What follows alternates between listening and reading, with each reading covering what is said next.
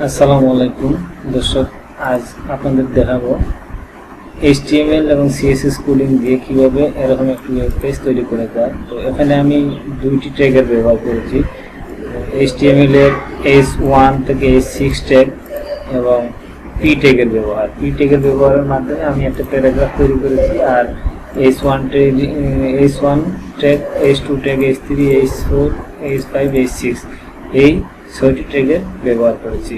তো চলে যাচ্ছি মূল অংশে, কিভাবে এই কোডগুলো করার পর আমি এই পেজটি তৈরি করলাম। তো আমি প্রথমে যাচ্ছি একটা HTML নতুন ফোল্ডারের ভিতর নতুন একটা ফাইল তৈরি করছি। নতুন ফাইল তৈরি করে আমি একটা টেক্সট ডকুমেন্ট নিচ্ছি, নেওয়ার পরে এটাকে আমি দিলাম class1.html। HTML meaning hyper text markup language. তখন ব্রাউজারটি এরকম দেখাবে, একটু বড় করে দেখাচ্ছি। ব্রাউজারটি এরকম দেখাবে। তো এটাকে যখন আমরা অন করব, তখন দেখা যাচ্ছে এটা ফাঁকা, এটার ভিতর কিছু নেই। এখন আমরা এটার ভিতর HTML এবং CSS কোডিং এর মাধ্যমে, যেমন আমরা বিভিন্ন মাধ্যমে HTML CSS কোডিংটা করতে পারি। যেমন একটা হচ্ছে নোটপ্যাড প্লাস প্লাস, তারপর সাবলাইম টেক্সট রয়েছে, আরেকটা রয়েছে যেমন ভিজুয়াল স্টুডিও কোড। তো আমি ভিজুয়াল স্টুডিও কোডের মাধ্যমে এটাতে কোডিং করব, কারণ আমার কাছে ভিজুয়াল স্টুডিও কোডটা সবচেয়ে সহজ মনে হয়। এবং ভিজুয়াল স্টুডিও কোডের লিখবেন, লেখার পরেই বাকি কোডটি চলে আসবে, অথবা প্রথম কোডটি লিখলেই দ্বিতীয় কোডটি চলে আসবে। তো আমি HTML এর একটা ফাইল ওপেন হয়েছে, এই ফাইলটিতে প্রথমত আমি বেসিক HTML কোডটা লিখব। যেমন ভিজুয়াল স্টুডিওতে এই সুবিধাটাই হচ্ছে যেমন HTML, আমি শুধু HTML লিখলাম, লেখার পরে এই যে HTML ফাইল দেওয়ার পরে আমার বেসিক কোডিংটা চলে এসেছে, যেটা অন্য ব্রাউজারে আসে না। তো এখানে আমার doc tag HTML, language English, head tag, meta tag, title tag, body tag HTML। তো আমি এখন এই যে টাইটেল ট্যাগ রয়েছে, সেই টাইটেল ট্যাগটিকে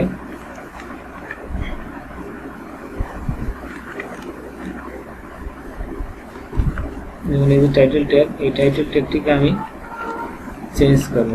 শুধু আমি HTML and CSS, ওটা কপি পেস্ট হয়ে গেছে। আমি রিফ্রেশ করলাম, দেখুন HTML and CSS। ওকে, যে বডি অংশটুকু রয়েছে, এই বডিতে কোনো কিছু নেই। তো আমরা এই বডিতে কিভাবে ডিজাইন করতে হয় এটা এখন শিখবো। যেমন এই যে লরাম ইসলাম বা এই যে কালারটা এসেছে, আমরা ঠিক হুবহু এই জিনিসটাই করবো। এই জিনিসটা আমি আপনাদের করে দেখাচ্ছি কিভাবে এটা করতে হয়। যেমন বডি, তো প্রথমে আমাদের বডিতে H1 ট্যাগের ব্যবহার আমি আপনাদেরকে জুম করে দেখাচ্ছি। যেমন বডির মধ্যে আমি H1 ট্যাগের ব্যবহার প্রথমে দিয়েছি, দিয়ে এই সফটওয়্যারটির সুবিধা হয়েছে কি, যে ডার্মে টেক্সট আপনি বিভিন্ন জায়গা থেকে নিয়ে আসতে হবে না, এখানে অটোমেটিকলি চলে আসবে। LOREM, লরাম আমি 10 ওয়ার্ড নিতে চাচ্ছি, যে সেক্ষেত্রে লরাম 10 লেখার পরে ইন্টার দিলেই 10টি ওয়ার্ড চলে আসবে। ইন্টার, এটা আমরা প্রথম ট্যাগটি নিয়েছি, এখন আমরা দ্বিতীয় ট্যাগটি নিব H2, যেমন H লরাম 10 দেওয়ার পরে ইন্টার দেওয়ার পরে 10টি টেক্সট এবং 10টি ওয়ার্ড চলে আসবে। তারপরে ঠিক একইভাবে আমরা H2, H3, H4, H5 এগুলো দেব।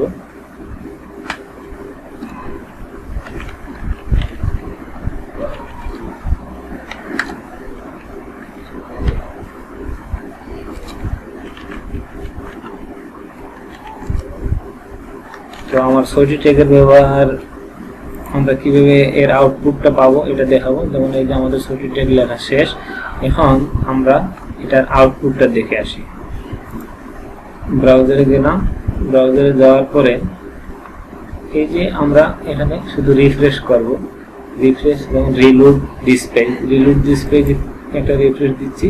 এখন দেখেন, লক্ষ্য করেন আমাদের 6টি ট্যাগ চলে এসেছে, প্রতিটা 10টা করে শব্দ রয়েছে। তো H1 ট্যাগটা অনেক বড়, 2 ট্যাগটা আছে একটু ছোট, 3 ট্যাগটা তার চাইতে একটু ছোট, এরকম পর্যায়ক্রমে বড় থেকে ছোট হয়ে আসছে।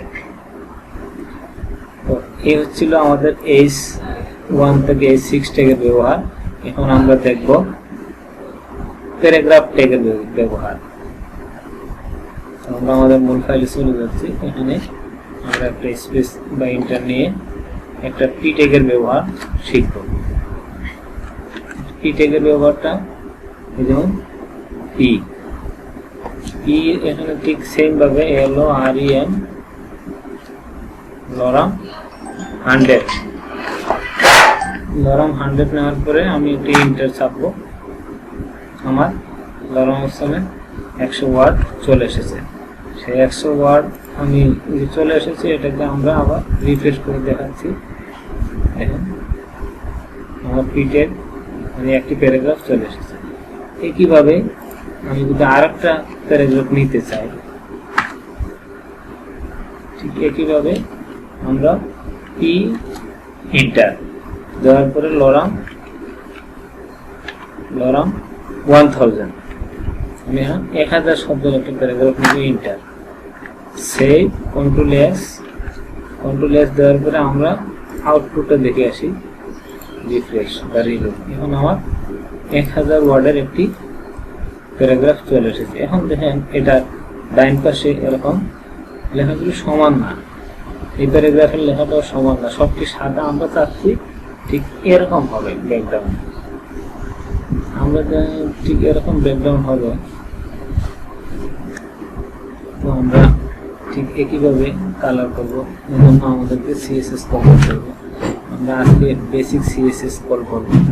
যেমন বেসিক CSS এর ক্ষেত্রে আমরা হেড ট্যাগের ভিতরে কাজটি করব।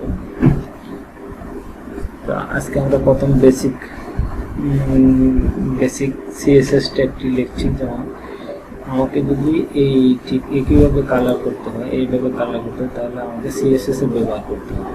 সেই CSS এর ব্যবহার করার জন্য আমাদের একটা ট্যাগ প্রয়োজন। সেই ট্যাগটি হচ্ছে যেমন স্টাইল, STY স্টাইল ট্যাগ। সেই একটু জুম করে দেখাচ্ছি। স্টাইল ট্যাগ সেটা কি কালার হবে না হবে এটা বলে দিতে হবে। আমি প্রথমে বডি লিখছি, বডি দেওয়ার পরে CSS লেখার নিয়ম এই যে ডাবল ব্র্যাকেট। এখানে আমাকে বডির কি হবে, বডির ব্যাকগ্রাউন্ড কালারটা চেঞ্জ হবে। ব্যাকগ্রাউন্ড কালার আমি চাচ্ছি ব্যাকগ্রাউন্ড কালার এরকম হবে, ওকে। তারপরে আমি চাচ্ছি বডির ফন্ট কালার হোয়াইট হবে। ফন্ট কালার হোয়াইটের উপরে শুধু কালার লিখে দিলে হবে, কালার। আমি হোয়াইট দিতে পারি, যে কোনো একটু সাদা কালার দিতে পারি, দিলাম। তারপরে আমি চাচ্ছি ফন্ট সাইজটা ঠিক করতে। এখানে আমি ফন্ট সাইজ চাচ্ছি যে 30 পিক্সেল হবে। কন্ট্রোল S, এটি আউটপুটটি আমরা দেখে আসি। এখন আমাকে এখান থেকে রিফ্রেশ করছি, দেখেন একটু লক্ষ্য করেন কালারটি অটোমেটিক্যালি চেঞ্জ হয়ে গেছে। এখন আমাকে এই টেক্সট এলোমেন্ট টেক্সটগুলোকে সাজাতে হবে, সেটার জন্য একটি CSS রয়েছে। তো এলোমেন্ট টেক্সটগুলোকে সাজানোর জন্য আমরা আমাদের মূল ফাইলে যাচ্ছি। যাওয়ার পরে এখান থেকে আমরা শুধু টেক্সট অ্যালাইনমেন্টের ব্যবহার এখানে করবে।